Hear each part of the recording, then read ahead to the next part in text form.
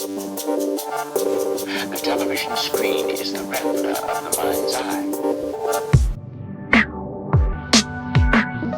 Whatever appears on the television screen emerges as a real experience. Therefore, television is reality, and reality is less than television. Hello, everyone. This is Harrison from the Cinema Slime Podcast, and today we're covering A Night of the Seven Kingdoms, Season 1, Episode 2, titled Hard Salt Beef. And I think we can all agree there's plenty of beef in this episode. Oh! So, either way, if you're here coming off of our review of Episode 1, thank you so much for sticking with us. We really appreciate it. Do all the usual stuff, like, comment, subscribe, feed our egos a little bit, but also keep up with our reviews as we continue this absolutely incredible journey back into the world of Westeros. Now, just a quick reminder before we dive in, there will be spoilers for Episodes 1 and 2. I'm approaching this review as if these are the only Song of Ice and Fire media you've seen. All right? Let's jump into it. We open up on quite an image. About a 10-inch prosthetic dick graces the screen, poor girl in the background, and this is just Dunk kind of thinking back on Sir Arlen and what kind of a knight he was and what kind of a person he was. And he's telling this story to one of these lordlings to try and get them to remember who he was so that they can vouch for him so that Dunk can actually enter the tournament. And it's not going too well. During this search, we get a deeper look at how Dunk viewed Sir Arlen and the kind of life he lived. Honestly, it seemed like a humble one.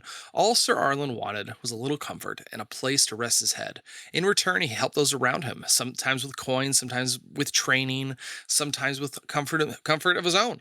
He wasn't chasing glory. He had a quiet nature, and Dunk even says that when he was dying, he just got on with it. That quiet nature has a downside, though. No one remembers who Sir Arlen is. No one except Dunk. That has to be incredibly discouraging to go around speaking proudly of the man who shaped your entire life, only to realize no one else even knows his name. Dunk's self-doubt starts to creep in here, and honestly, I don't think we can blame him. The real question is whether that doubt is going to stop him from pursuing his goal of becoming a true knight. When Dunk reports back to Egg after another unsuccessful attempt, Egg is basically flabbergasted. He tells Dunk, "You're a knight of the realm. Why are you acting like a lapdog to these lordlings? Why are you treating them like your betters?"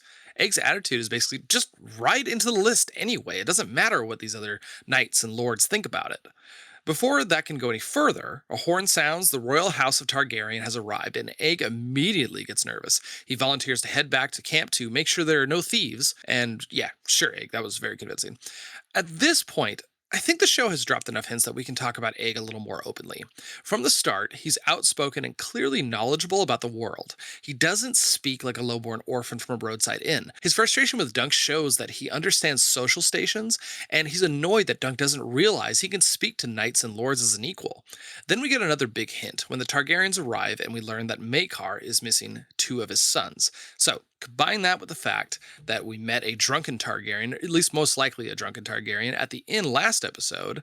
And look, I think we can safely theorize that Egg is one of these two missing sons, that Egg is a Targaryen in hiding, basically. Now, look, it's just a theory for now, but I'm really excited to see how that revelation might impact Dunk and Egg's relationship, because it's just a really strange dynamic, especially the status that Dunk believes himself to have. I mean, he still kind of views himself as this low-born hedge knight, and yet he's got one of the royal house following him around as a squire. It's gonna be interesting once it gets revealed. The Targaryens' arrival at the tourney is handled beautifully. We get a quick but effective introduction to the major players.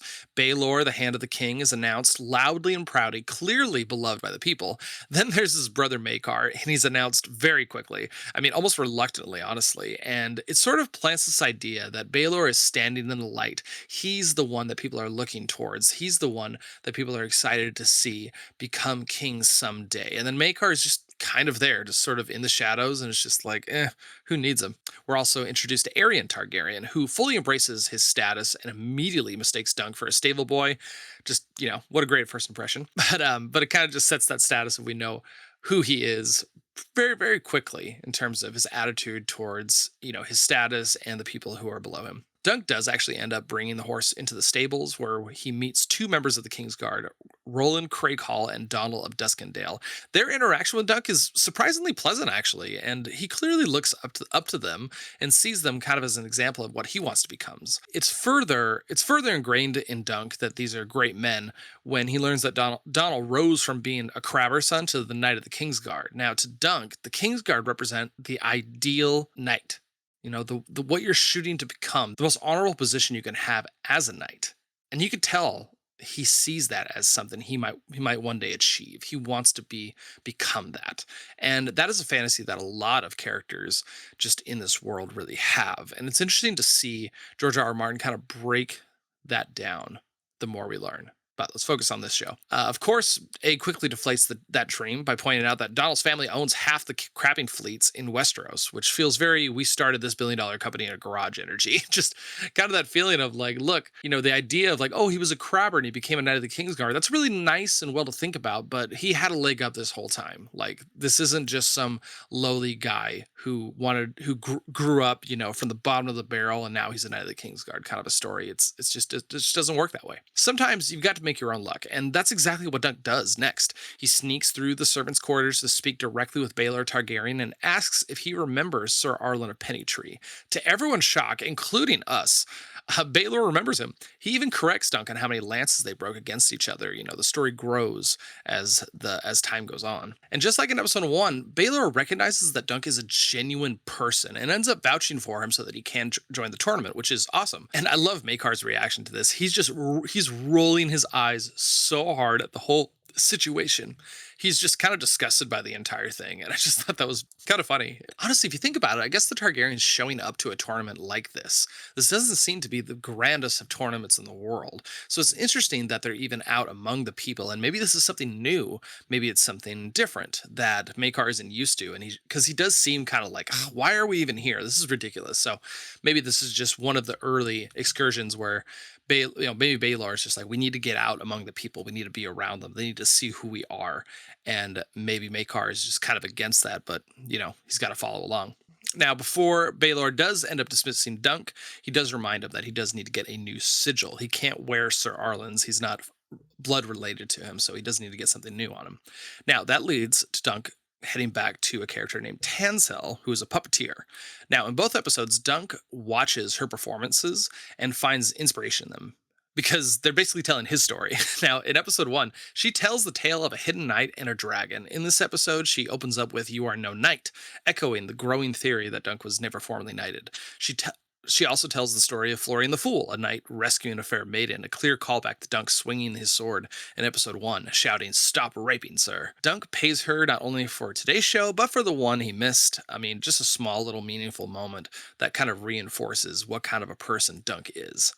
After some awkward but, charming conversation, thankfully saved by Egg, she agrees to paint Dunk a new sigil. Inspired by the elm tree they slept under and the shooting star they saw, they create something entirely their own. It's a beautiful scene, and I love that his sigil carries this genuine meaning, and it's just full of hope. And I think that's a really great story you could pass on from generation to generation. Now, we get my favorite scene in the episode. After a great conversation with Egg, and an extremely gifable moment from Egg, just kind of his confused look when when they're talking about, Dunk being stupid and how he reacts to that. Lionel Baratheon bursts onto the screen and he tosses Dunk's drink aside and says something along the lines of like, "That's piss froth," and just throws it down. He grabs his shoulder and he says, "Will you heed my call to war?" And it just cuts to this absolutely hilarious tug-of-war match filled with incredible insults. Lionel ends up hopping off the rope like halfway through to grab a drink from just a passerby, and then he jumps right back in for the win. It's just perfection. I really, really like this scene. It just, Lionel Baratheon is a character that's like, no, use this guy. Get him on the screen. People are going to love it. I'm so happy they did, because he's really, really fun. Now, is this scene crucial to the plot? Not really. Is it insanely fun and makes Lionel Baratheon unforgettable? Hell yeah, it does. So, anyways, after that, Dunk does secure some armor for the tourney, but he ends up selling one of his horses. And that moment genuinely hurt me. I mean, just saying goodbye to a constant companion, someone who he has been with this whole time. And, he promises to buy her back after the tournament. He hands over extra coin to the person he's selling it to and says, no, feed her oats tonight, get her an apple. I mean, it's heartbreaking in the best way. And scenes like this are so nice to me because, once again, this show is doing such a good job at showing what kind of a person Dunk is. And it's nice sometimes to watch something and you realize, like, oh, this guy's a good guy and I'm rooting for the good guy. It's a good feeling sometimes to keep things, I wouldn't say simple, but just to keep things nice and straightforward. The good guys versus the gray guys, basically. And Dunk is definitely that person. So very happy about that whole exchange. Now, the final event of the night is a jousting exhibition, and man, they film this thing beautifully. Overhead shots, chaotic movement, riders leaping onto horses, scooping up shields as they ride by. I mean, it's thrilling. Gets you incredibly hyped for the real tournament to come.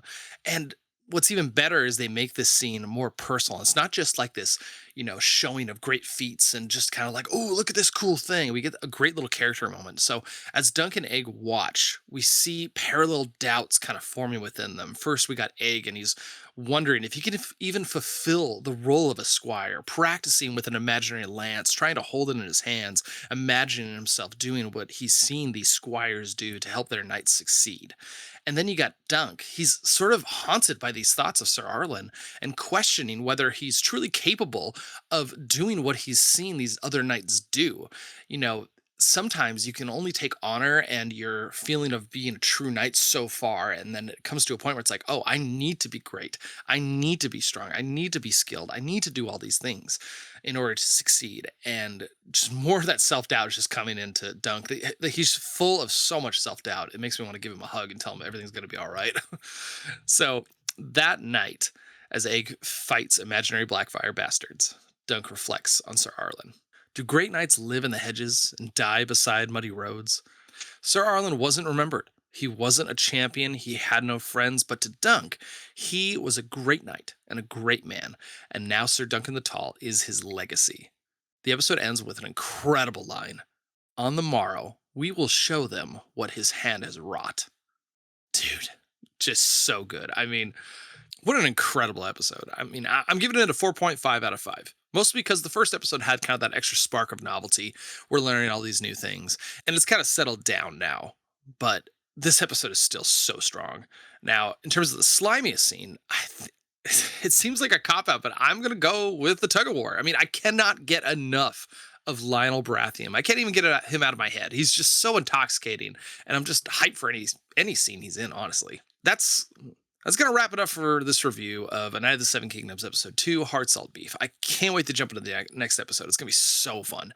If you're enjoying this content from Cinema Slime Podcast, let us know in the comments so we can keep producing it for you. And don't forget to check out the rest of the podcast where my two brothers and I watch movies based around a theme of the month. It's a great way to expand your movie repertoire and just to relax and have a great time. With that said, keep your heads up, and I hope you have a wonderful day.